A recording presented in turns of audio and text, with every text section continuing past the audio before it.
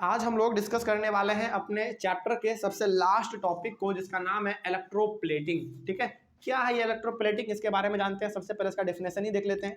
देखिए, लिखा हुआ है process of depositing a thin layer of desired metal on another metal with the help of electricity is called electroplating.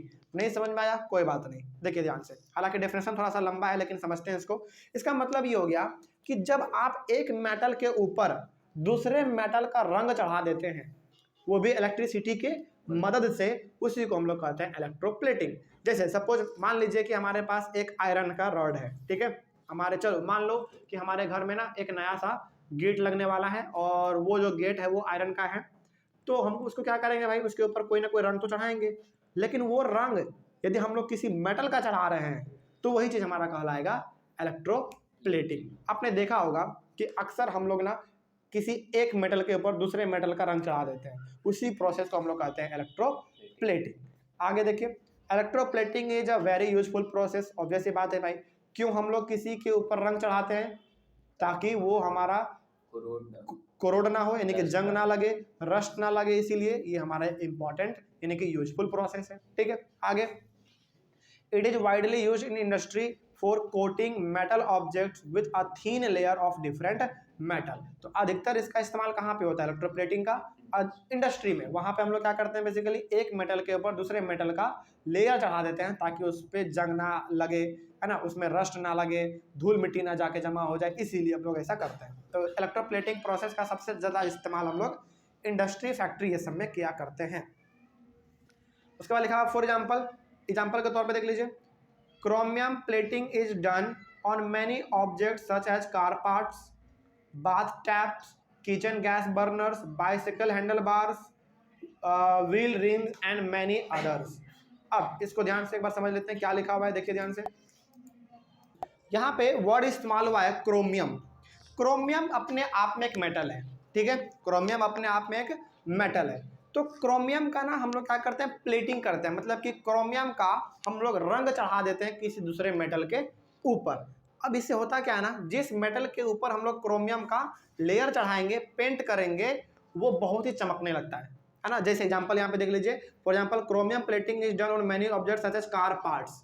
गाड़ी के ऐसे बहुत सारे आप पार्ट देखे होंगे जो कि बहुत चमकता है। एक्चुअल में वो चमक क्यों रहा है? क्योंकि उसके ऊपर क्रोमियम का लेयर चढ़ाया गया है। लेकिन जब आप उसको उखाड़ के देखेंगे तो उसका रंग बहुत ही खराब दिखने में लगता है। मतलब ये हो गया कि खराब चीजों के ऊपर जब हम लोग क्रोमियम का प्लेटिंग कर देते हैं, वो चमकने लगता है। हाँ, हटेगा तो फिर पूरा वो गंदा हो जाएगा, रस्ट लग जाएगा, इसीलिए हम लोग क्रोमियम का प्लेटिंग करते हैं। उसी प्रकार से बाथ टैप्स, अब तो ऐसा ऐसा नल आने लगा है जो कि लगता है कि एकदम पूरी तरीके से सिल्वर है, एकदम प्रीमियम लगता है, बहुत हाई क्वालिटी का लगता है। वो हाई क्वालिटी का नहीं है, उसके ऊपर में क्रोमियम का चमत्कार है ना। उसके ऊपर जब क्रोमियम के लेयर को आप उखाड़ के देखेंगे तो बहुत गंदा नजर आएगा वो, है ना। लेकिन उसके ऊपर हम लोग जब ये पेंटिंग कर देते हैं क्रोमियम का, तो फिर वो चमकने लगता है। किचन गैस बर्नर, आपने वो देखा होगा, किचन गैस बर्नर जिसपे हम लोग खाना बनाते हैं, कितना चमकता है। एक्चुअल में वो चमक नहीं है, एक्चुअल में उसके ऊपर वो पेंट किया गया है, किसका? क्रोमियम का। उसके बाद फिर है हमारा बाइसाइकिल हैंडल बार, साइकिल का हैंडल देखो कितना चमकता है ना। फिर से व्हील रिम्स, साइकिल का जो रिम होता है कितना चमकता है। वो सबका सब होता क्या है, या तो आयरन होता है, या तो कॉपर होता है, या तो एल्यूमिनियम होता है। लेकिन उसके ऊपर जब हम लोग क्रोमियम का प्लेटिंग कर देते हैं तो फिर वो चमकने लगता है। ठीक है, एंड मेनी अदर्स, और भी बहुत सारे एग्जाम्पल है इसका। ठीक है, आगे बढ़ते हैं। उसके बाद chromium has a shiny appearance. Obvious सी बात है भाई, जब हम लोग इसका पेंटिंग कर रहे हैं तो चमकेगा ही चमकेगा। तो क्रोमियम एक बहुत अच्छा चमक उस चीज को दे देता है। ठीक है, जैसे मान लीजिए, सपोज कीजिए कि ये हमारा कैमरा का स्टैंड है ना। ये कैमरा का स्टैंड जो ऐसा आपको दिख रहा है, ये एक्चुअल में ऐसा है नहीं।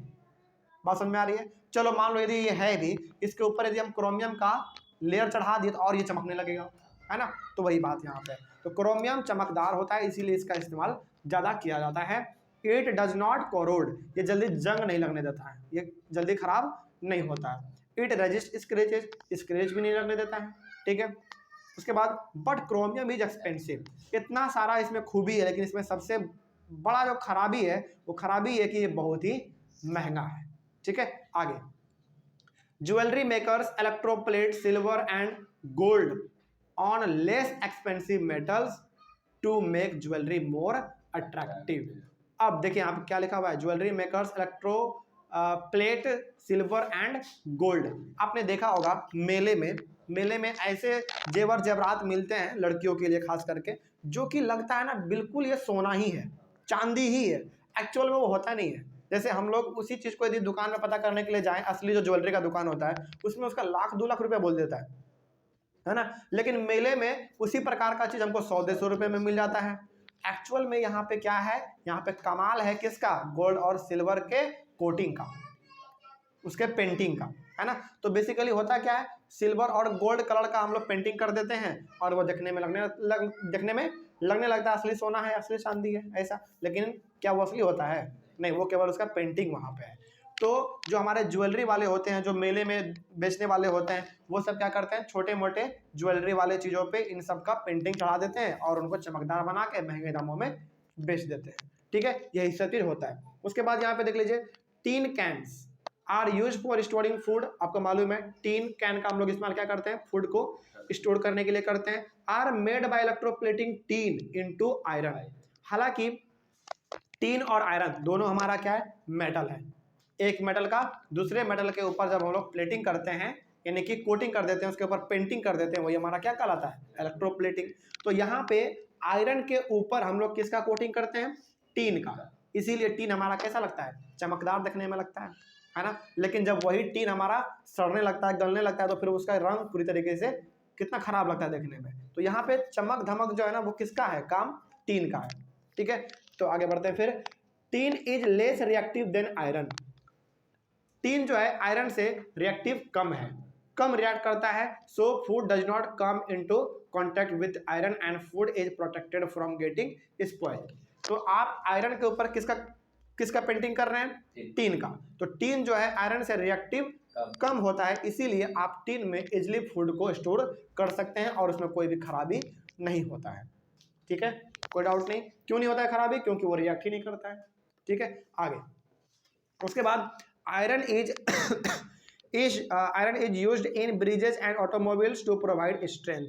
आयरन लोहा का इस्तेमाल हम लोग कहाँ कहाँ करते हैं, ब्रिज बनाने में, गाड़ी बनाने में, घर बनाने में, फिर से बिल्डिंग, ऑफिस और जो भी है, मतलब वहाँ पे हम लोग हाँ आयरन का इस्तेमाल हम लोग अधिकतर करते हैं।